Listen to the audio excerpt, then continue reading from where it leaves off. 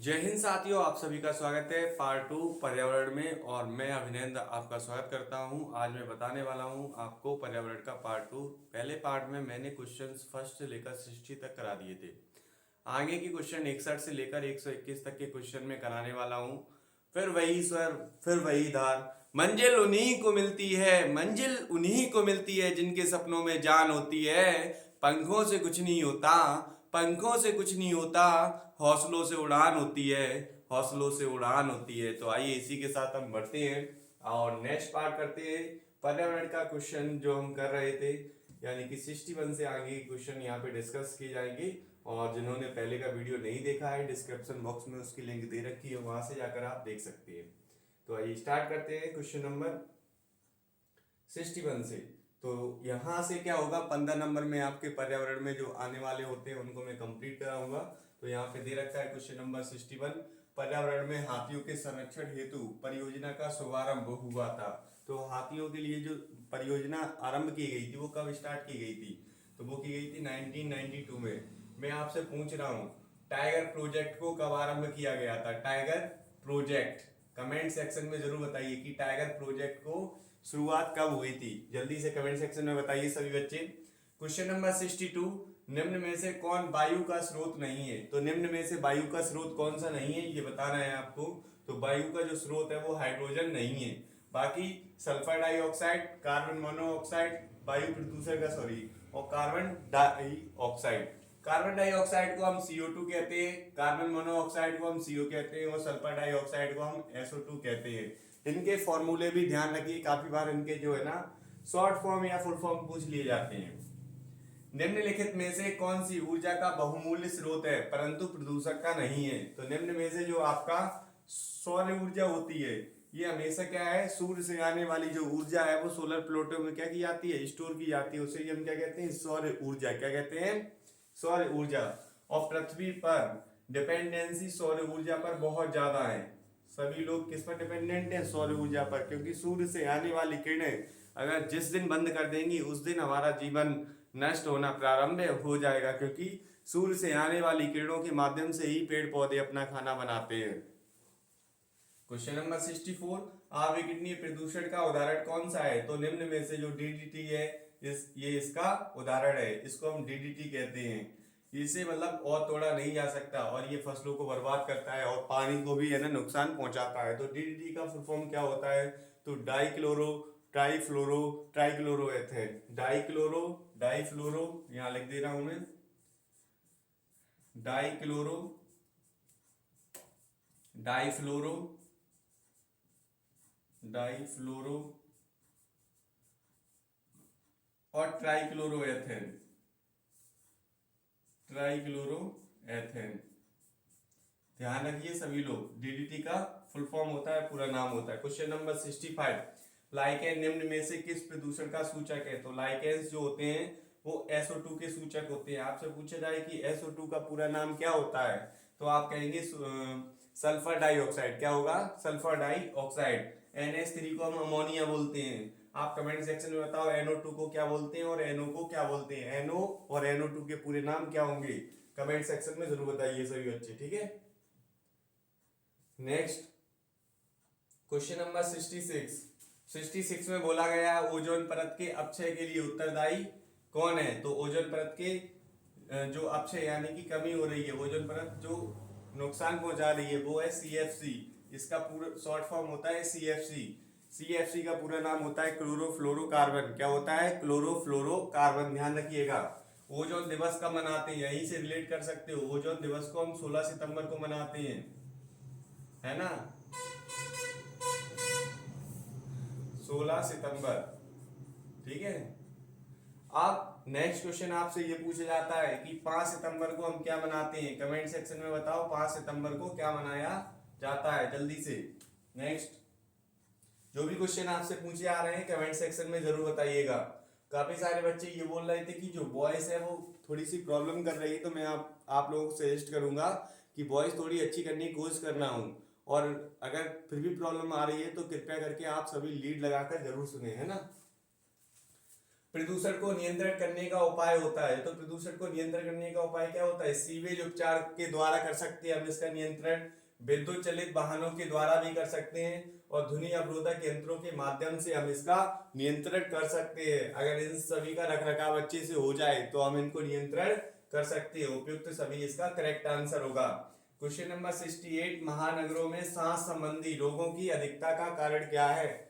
जो महानगरों में सांस यानी कि क्या होता है, वहां पे बहुत ज्यादा पॉल्यूशन होता है और सांस लेने में बहुत ही ज्यादा क्या हो जाती है, समस्या हो जाती है। इस वजह से वहां पे अगर हम वायु प्रदूषण को सही कर ले तो वहां पे कोई भी समस्या नहीं होगी, क्योंकि वायु वहां पे बहुत सारे वाहन होते हैं, उनसे निकलने वाली जो गैसेज होती है, फैक्ट्रियां होती हैं, वो सभी समस्या का कारण बनती हैं, जिसके कारण जो वायु एनवायरमेंट में जो वायु पाई जाती है वो प्रदूषित हो जाती है और फिर सांस लेने में समस्या आती है। तो इसका सही आंसर होगा वायु प्रदूषण। क्या होगा? वायु प्रदूषण। क्वेश्चन नंबर 69 है, जल को प्रदूषित करने वाला धातु युग्म कौन सा है? तो जल को प्रदूषित करने वाला जो धातु युग्म है वो पारा सीसा है। कौन है? पारा सीसा। ठीक है। क्वेश्चन नंबर 70, निम्न में से भूमि प्रदूषण का कारण नहीं है। तो निम्न में से भूमि जो प्रदूषण का कारण नहीं है, ये सभी जो दे रखे हैं वो भूमि प्रदूषण का कारण है, जबकि वृक्षारोपण भूमि प्रदूषण का कारण नहीं है। ये भूमि को प्रोटेक्ट करता है, यानी संरक्षण करता है। क्या करता है? संरक्षण। क्वेश्चन नंबर 71, वायुमंडल में तापमान वृद्धि करने वाली गैस कौन सी होती है? तो वायुमंडल में जो तापमान की वृद्धि करती है वो होती है आपकी CO2। कौन होती है? CO2। CO2 को बोलते हैं कार्बन डाइऑक्साइड। इसकी जो मात्रा पाई जाती है एनवायरमेंट में 0.03% पाई जाती है। आपके लिए क्वेश्चन, नाइट्रोजन की मात्रा कितने परसेंट पाई जाती है एनवायरमेंट में? ऑक्सीजन की मात्रा कितने परसेंट पाई जाती है? ठीक है। और O3 का पूरा नाम क्या होता है? मैंने आपको बताया था, कमेंट सेक्शन में आंसर जरूर बताएंगे ना। नेक्स्ट, फिर यहाँ से क्वेश्चन नंबर 79, भूमि प्रदूषण का स्रोत है। तो भूमि प्रदूषण का स्रोत जो है वो कौन सा है? औद्योगिक अपशिष्ट, घरेलू अपशिष्ट और कृषि अपशिष्ट, ये सभी जो है ना भूमि को क्या कर देते हैं? प्रदूषित कर देते हैं। उद्योगों से निकलने वाला जो कचरा या मलबा होता है, जो वेस्ट होता है या गंदगी होती है, उसे हम औद्योगिक अपशिष्ट कहते हैं। ऐसे ही घरों से और ऐसे ही कृषि से। कितनी डेसिमल से अधिक ध्वनि का श्रावण शक्ति पर विपरीत प्रभाव होने लगता है? तो जब हम 80 डेसिबल से अधिक की ध्वनि सुनते हैं, डीबी कहते हैं डेसिबल को, तो हमारे पर विपरीत प्रभाव पड़ने लगते हैं। इसीलिए आपको सजेस्ट किया जाता है कि आपको कभी भी 80 डेसिबल से अधिक की ध्वनि नहीं सुननी है। अगर आप ऐसा करते हैं तो आपके जो श्रावण शक्तियां हैं उन पर विपरीत प्रभाव पड़ सकते हैं। क्वेश्चन नंबर 81, शोर प्रदूषण को नियंत्रण करने वाला उपाय है। तो यह है उपयुक्त सभी। कैसे कर सकते हैं? मशीनों का उचित रखरखाव। आपने देखा होगा कि कभी भी कारखाने होते हैं आपके आसपास, तो उनमें मशीनें चल रही हैं, बहुत तेज आवाजें आती है, तो जिसकी वजह से ध्वनि प्रदूषण होता रहता है। अगर उन मशीनों में हम ऑयल वगैरह डालेंगे तो उनसे निकलने वाली जो आवाज होगी चलने के दौरान तो कम निकलेगी, जिससे ध्वनि प्रदूषण को कम किया जा सकता है।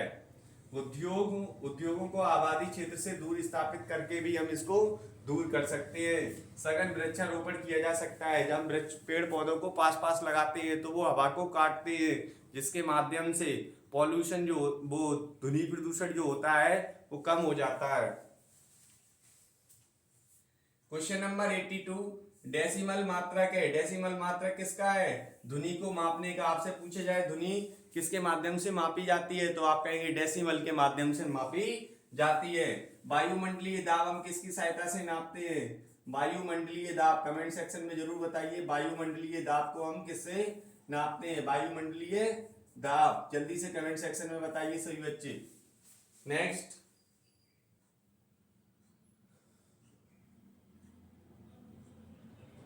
जो भी क्वेश्चन आप लोगों से पूछे जा रहे हैं वो कमेंट सेक्शन में जरूर बताते जाइए। नेक्स्ट क्वेश्चन यहाँ दे रखा है, वायुमंडल में तापमान वृद्धि करने वाली गैस मैंने बता ही दिया था CO2 होती है, जिसकी मात्रा 0.03% होती है। क्वेश्चन नंबर 72, प्रदूषित जल के सेवन से होने वाला रोग कौन सा होता है? तो उपयुक्त सभी। एक क्वेश्चन यहाँ से जरूर आएगा कि पानी से होने वाली बीमारियां कौन कौन सी हैं, तो ध्यान रखना है ना, इंपोर्टेंट है इस बार के लिए 2024 के लिए। ठीक है, जब पेपर देके आओ फिर मत कहना सर आपने बताया नहीं था, मैं पहले ही बता रहा हूँ आपको।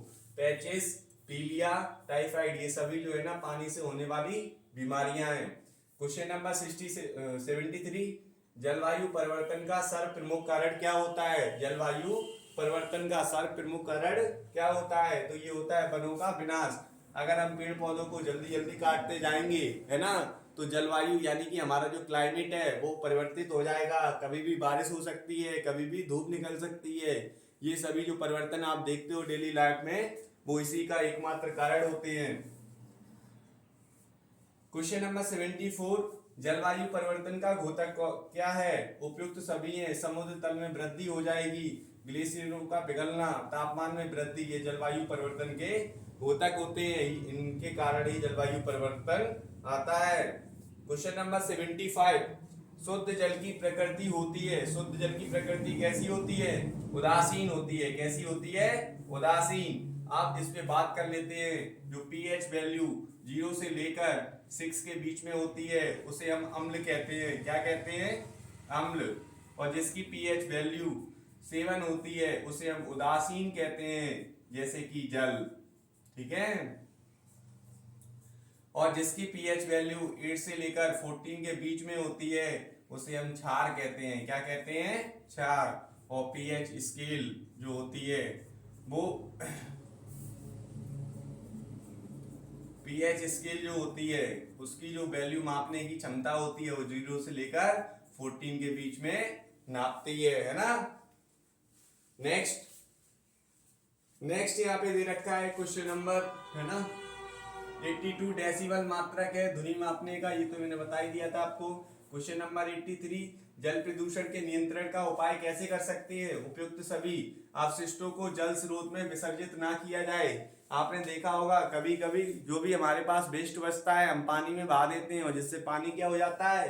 प्रदूषित हो जाता है। उपचारित गंदे पानी का उपयोग सिंचाई में किया जाए, यानी ऐसा पानी जो मतलब कृषि के लिए अच्छा है उसे कृषि में यूज कर सकती है।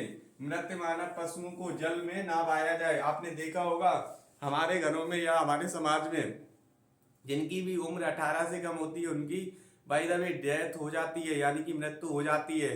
तब हम लोगों की मतलब परंपराएं हैं, हम उन्हें नदियों में बहा देते हैं। ऐसा नहीं करना चाहिए, जिससे पानी पॉल्यूशन होता है। तो हम इसके स्थान पर दूसरा उपचार ढूंढ सकते हैं, खोज सकते हैं, है ना। क्वेश्चन नंबर 84, जल का प्रमुख प्रदूषक तत्व है। तो जल का जो प्रमुख प्रदूषक तत्व है ये सभी हैं, पारा, सीसा और जस्ता और फ्लोराइड। ये सभी जो है ना पानी को प्रदूषित करते हैं। ध्यान रखना आप सभी बच्चे, है ना। क्वेश्चन नंबर 85, जल प्रदूषण का मानवीय स्रोत है। तो उपयुक्त सभी है, औद्योगिक बाष्प, बाह्य शराब, बाह्य मल।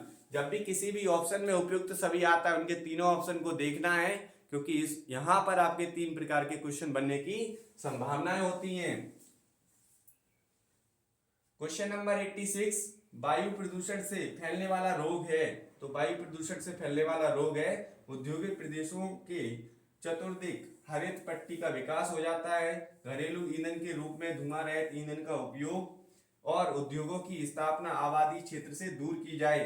तो हम इनका जो करेक्ट आंसर होगा उपयुक्त सभी होगा। इन सभी बातों को हमें ध्यान में रखना होगा।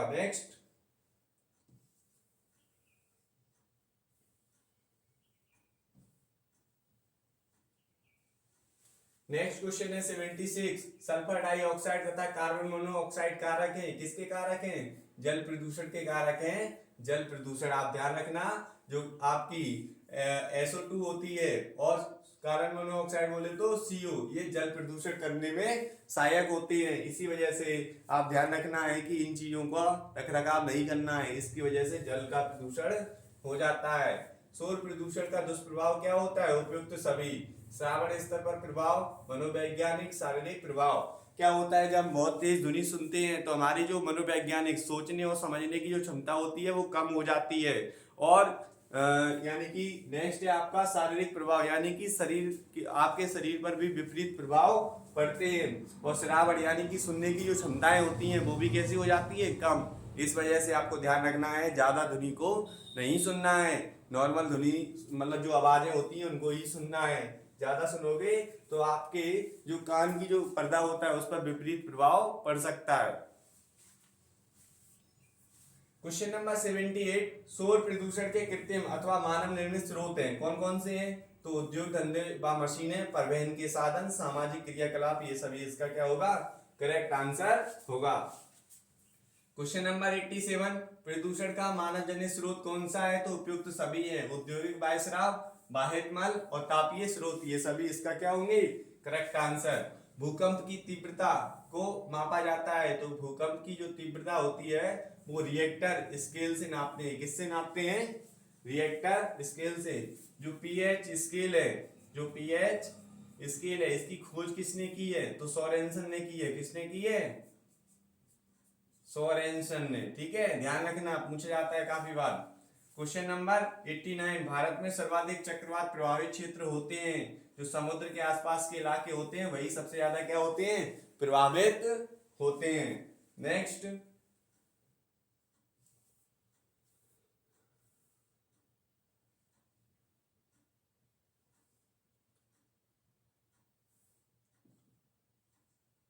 क्वेश्चन नंबर 90, निम्न में से कौन सी प्राकृतिक आपदा नहीं है? तो अग्निकांड है। ये क्या होता है? आग लगना कहीं पर, जैसे मानव ही आग लगाता है, जब तक कोई भी चीज को, ऑब्जेक्ट को आपस में नहीं संपर्क में लाएगा तब तक वहां पर आग नहीं लग सकती है। बाकी जो ये है, ये प्राकृतिक आपदा है, जैसे बाढ़ का आना है, भूस्खलन है, भूकंप है, ये सभी कैसी हैं? प्राकृतिक आपदाएं हैं। तो दो क्वेश्चन बन जाते हैं यहाँ पे। ठीक है, भारत के तटवर्तीय भागों में आने वाले तूफान को क्या कहते हैं? जो तटवर्तीय भागों में आते हैं उन्हें हम चक्रवात कहते हैं। क्या कहते हैं? चक्रवात। अलग अलग देशों में आने वाले तटवर्ती तूफानों को अलग अलग नामों से जाना जाता है, भारत में इन्हें हम चक्रवात कहते हैं। क्वेश्चन नंबर 92, निम्न में से पर्यावरण का घटक है? तो उपयुक्त सभी है, मृदा, वायु, जल, ये सभी पर्यावरण के क्या होते हैं? घटक। जो वायु होती है वो मिक्सचर होती है, क्या होती है?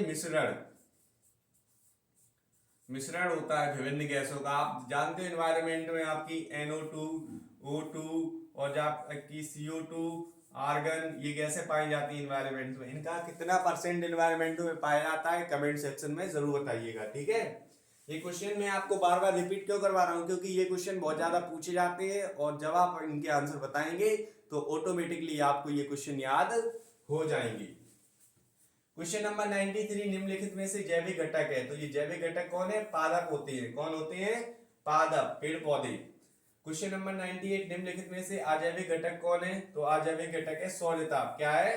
सौरताप। क्वेश्चन नंबर 95, पर्यावरण के मुख्य कारकों में है? तो मुख्य कारकों में क्या है? उपयुक्त सभी, जलवायु, वनस्पति, भौगोलिक स्थितियां, ये सभी इसका क्या होगा? करेक्ट आंसर होगा। क्वेश्चन नंबर 103, जीव मंडल में सम्मिलित होते हैं? तो उपयुक्त सभी सम्मिलित होते हैं, मानव, पेड़ पौधे और जीव जंतु जीव मंडल में सम्मिलित होते हैं। जहां पर सभी जीव जंतु एक साथ रहते हैं उसे हम क्या कहते हैं? जीव मंडल कहते हैं। क्या कहते हैं? जीव मंडल। ध्यान रखना, बायोस्फीयर। ठीक है।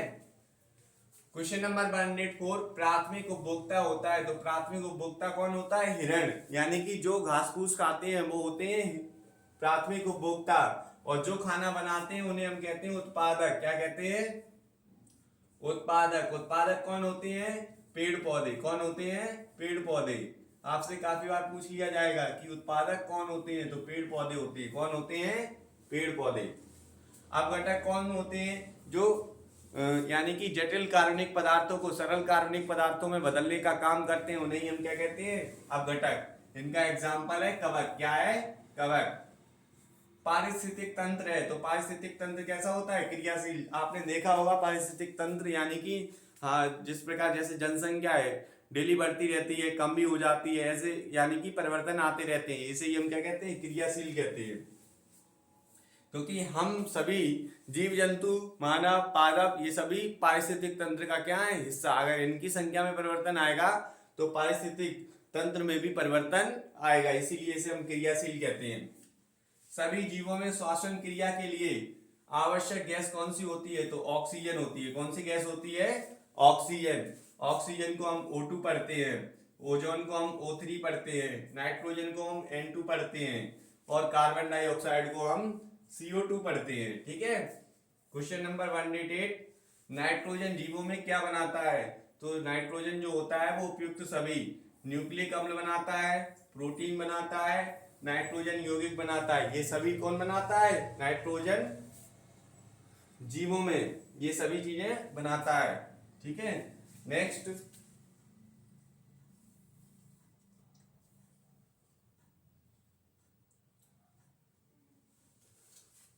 क्वेश्चन है, निम्नलिखित में से पौधे के विकास को प्रभावित करने वाले तत्व कौन से होते हैं? उपयुक्त सभी। मृदा में उपस्थित रासायनिक पदार्थ उसके प्रभाव मतलब पेड़ों पर प्रभाव डाल सकते हैं। ह्यूमस, सौर ऊर्जा, ये जितनी अच्छी मात्रा में होंगी पेड़ उतने अच्छे होंगे। अगर इनकी मात्रा कम होगी तो ये पेड़ प्रभावित कर सकते हैं इनको, मतलब पेड़ ये जो है ना पेड़ों को प्रभावित कर सकते हैं। पारिस्थितिक तंत्र यानी कि इकोसिस्टम शब्द का सर्वप्रथम प्रयोग किसने किया था? तो टेंसले ने किया था। किसने किया था? टेंसले ने। काफी बार पूछा जाता है, इंपोर्टेंट है। क्वेश्चन नंबर 98, स्थलीय पारिस्थितिक तंत्र में सम्मिलित है, तो ये कौन सम्मिलित है? पठार। पठार जो होते हैं वो सम्मिलित होते हैं। क्वेश्चन नंबर 99, निम्नलिखित में से कौन सा घटक पारिस्थितिक तंत्र के जैविक घटक में शामिल है? तो ये उपयुक्त सभी। परपोषी, स्वपोषी, शाकाहारी। स्वपोषी वो होते हैं जो अपना भोजन स्वयं बनाते हैं। अपना भोजन यहां लिख दे रहा हूं, स्वपोषी। ठीक है, अपना भोजन बनाने वाले को क्या कहते हैं? अपना भोजन स्वयं बनाते हैं। ठीक है, और परपोषी क्या कौन होते हैं? जो भोजन के लिए दूसरे पर डिपेंड होते हैं। भोजन के अनुसार भोजन के लिए दूसरे पर निर्भरता, दूसरे पर निर्भरता। ध्यान रखना सभी बच्चे, है ना। फिर आपके आते हैं शाकाहारी, जो हरी साग सब्जी खाते हैं उन्हें हम शाकाहारी कहते हैं, और जो मीट वगैरह खाते हैं उन्हें मांसाहारी कहते हैं। और जो मतलब घास भी खा सकते हैं यानी हरी सब्जियां भी खा सकते हैं और मीट भी खा सकते हैं, उन्हें हम सर्वाहारी कहते हैं। जिनमें सबसे अच्छा एग्जाम्पल होता है मानव यानी कि मनुष्य। कौन होता है? मनुष्य। मनुष्य जो है किसका एग्जाम्पल है? सर्वाहारी का। सर्वाहारी आपसे पूछे जाए which is the example of the सर्वाहारी यानी वो ओमनिवोरस, तो आपका आएगा मनुष्य। ठीक है, नेक्स्ट क्वेश्चन है आपका, निम्नलिखित में से शाकाहारी कौन सा है? तो हिरण जो होती है वो घास पास खाती है, इसे हम शाकाहारी कहते हैं। क्या कहते हैं हम? शाकाहारी। नेक्स्ट, पारिस्थितिक संकट का अभिप्राय क्या है? पारिस्थितिकी असंतुलन, पर्यावरण ह्रास। उपयुक्त सभी इसका क्या होगा? करेक्ट आंसर होगा। क्वेश्चन नंबर 110, पारिस्थितिक संकट का कारण क्या है? तो ये सभी होते हैं तकनीकीकरण और औद्योगिक विकास, जनसंख्या वृद्धि। अगर किसी भी क्षेत्र में जनसंख्या में वृद्धि आएगी तो भी ये कारण बन सकते हैं। टेक्नोलॉजी बढ़ेगी तब भी जो है ना पारिस्थितिक तंत्र संकट में आएगा। इंडस्ट्रियलाइजेशन होगा तब भी संकट में आएगा, क्योंकि इन सभी के बढ़ने से कहीं ना कहीं जो वनों का एरिया होता है वो कम हो जाता है। इसी वजह से ये समस्या क्रिएट हो जाती है। औद्योगिकरण के परिणाम स्वरूप होता है, तो औद्योगिकरण के परिणाम स्वरूप होता है उपयुक्त सभी। वायु प्रदूषण, ध्वनि प्रदूषण, जल प्रदूषण। एक्चुअल में प्रदूषण होता क्या है? जैसे आपने देखा होगा एनवायरनमेंट में गैसेस पाई जाती हैं, जब इन गैसेस को कोई भी प्रभावित कर देता है तो उसे हम वायु प्रदूषण कहते हैं। अवांछनीय ध्वनि, वाहनों से निकलने वाली अवांछनीय ध्वनि जो हमारे कानों को प्रभाव डालती है यानी प्रभावित करती है, तो उसे हम कहते हैं क्या? ध्वनि प्रदूषण। और जल यानी कि जैसे आपने देखा होगा नहाने धोने का पानी या जानवरों को पानी में नहलाना, ये क्या कहलाता है? जो पानी को गंदा कर देता है उसे हम जल प्रदूषण कहते हैं। क्वेश्चन नंबर 112, भारत में औद्योगिकरण का परिणाम है, तो वन विनाश जो होते हैं औद्योगिकरण का प्रमुख परिणाम होते हैं। वन विनाश का तात्पर्य क्या होता है? वन यानी कि पेड़ पौधों को काटना ही क्या कहलाता है? वन विनाश कहलाता है। इसीलिए हमें ज्यादा से ज्यादा पेड़ पौधे लगाना चाहिए, है ना। क्वेश्चन नंबर 113, शहरों में पर्यावरण असंतुलन होता है, तो ये उपयुक्त सभी। आवासीय समस्या से, मल निकासी से और जलवान लकड़ी से, इन सभी की वजह से शहरों में जो है ना असंतुलन पर्यावरण होता है। नेक्स्ट,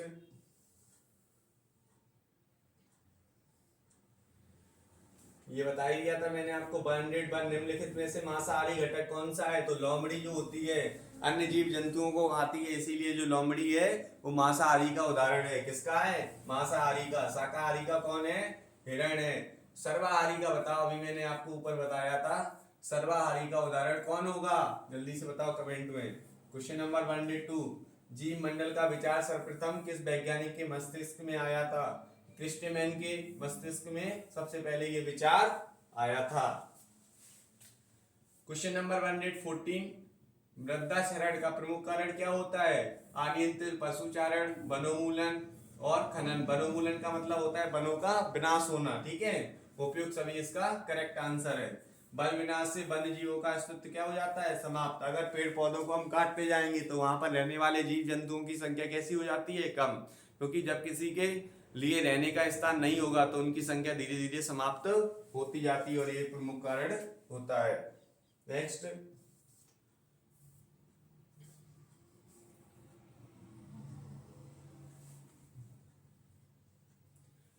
और इसके बाद मैंने ये भी डिसाइड किया है कि जो नेक्स्ट टर्म में है ना, उसमें हम आगे की क्वेश्चन करेंगे और जिसमें मैं बताऊंगा, अभी मैंने आपको हिंदी का पर्यावरण करवाया है, इसके बाद में इंग्लिश के जो एनवायरनमेंट है उसमें चैप्टर को एक्सप्लेन करूंगा, उसके बाद उन्हें करवाऊंगा। तो उनको भी, जो इंग्लिश मीडियम वाले बच्चे हैं उनको ज्वाइन जरूर करें, ठीक है। इससे आपको कोई भी प्रॉब्लम नहीं आएगी।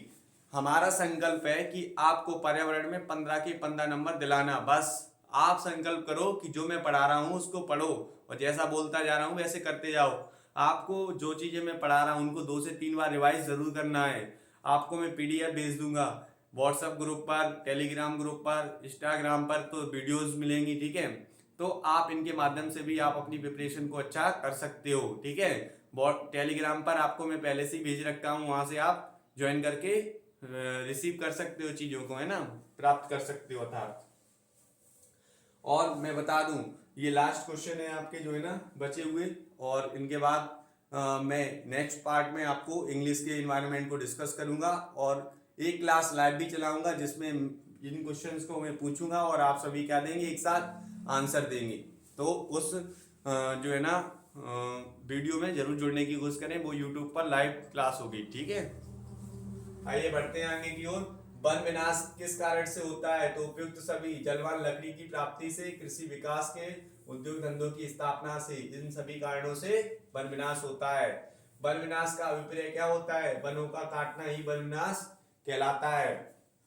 क्वेश्चन नंबर 118, मैंग्रोव वनों पर सर्वाधिक प्रभाव पड़ा है, किसके कारण? रासायनिक हथियारों की वजह से। क्वेश्चन नंबर 119, प्रदूषित जल के परिणाम स्वरूप उत्पन्न होने वाला रोग है, कौन सा है? उपयुक्त सभी रोग है। अतिसार, हैजा, पैचिस। ये क्वेश्चन मैंने बताया था 2024 में जरूर आएगा, ठीक है, इंपोर्टेंट क्वेश्चन है। नेक्स्ट,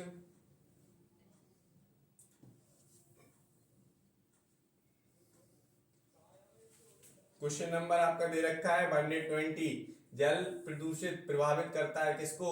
मानव को करता है, जीव जंतुओं को, वनस्पति को, सभी को करता है। इन सभी को क्या करता है? प्रभावित करता है। कौन? जल प्रदूषण। लास्ट क्वेश्चन है, समुद्री जल में प्रदूषण होता है तो जलयान द्वारा, पेट्रोलियम परिवहन के माध्यम से। तो यहाँ पर आपका जो हिंदी का पर्यावरण है वो समाप्त हो जाता है। मैं आपको सजेस्ट करूंगा कि आप जो है ना व्हाट्सएप ग्रुप से ज्वाइन करने की कोशिश जरूर करें, क्योंकि डिस्क्रिप्शन बॉक्स में उसकी लिंक दी जाएगी आपको, जिसमें आपको व्हाट्सएप ग्रुप, टेलीग्राम, इंस्टाग्राम की जो है ना लिंक्स मिल जाएंगी। अगर नहीं मिलती हैं तो आप हमारे नंबर पे भी मैसेज कर सकते हो, कॉल नहीं करना है आपको, ठीक है, सिर्फ मैसेज करना है, नो कॉल। जो भी आपको प्रॉब्लम है टेक्स्ट मैसेज कर सकते हो, ठीक है। जितनी भी कोशिश होगी आपकी प्रॉब्लम को सॉल्व आउट किया जाएगा। अगर आपको कोई डाउट होते हैं इनमें से तो आप मुझसे पूछ सकते हो। बाकी का जो हम बता ही दिए है आपको, अगले की जो क्लास होगी वो इन्वायरमेंट होगा, वो भी इंग्लिश मीडियम वाला, ठीक है। तो जो पेपर होता है वो इंग्लिश मीडियम और हिंदी मीडियम दोनों में ही आता है, इस वजह से इन्वायरमेंट के क्वेश्चंस को आप ज़्यादा से ज़्यादा क्लियर जरूर करें। यहाँ से जो क्वेश्चन बनने की संख्या होती है वो 7 से 8 होती है, ठीक है। बाकी का जो है आपके इंग्लिश मीडियम के पर्यावरण से भी क्वेश्चन बनते हैं, दोनों के टॉपिक्स थोड़ी सी डिफरेंट हैं, इसी वजह से मैं आपको जरूर करवाऊंगा। आप उन वीडियो में भी शामिल होकर अपनी जो तैयारी है उसे मजबूत कर सकते हो, ठीक है। और भी जो चीज़ें मैंने आपको बताई हैं कि यूट्यूब के माध्यम से मैं लाइव चलाऊंगा और उससे आप अच्छा कर सकते हो। तो अभी के लिए बस इतना ही, आगे मिलेंगे। जय हिंद फ्रेंड्स, जय Hind students, thank you for watching.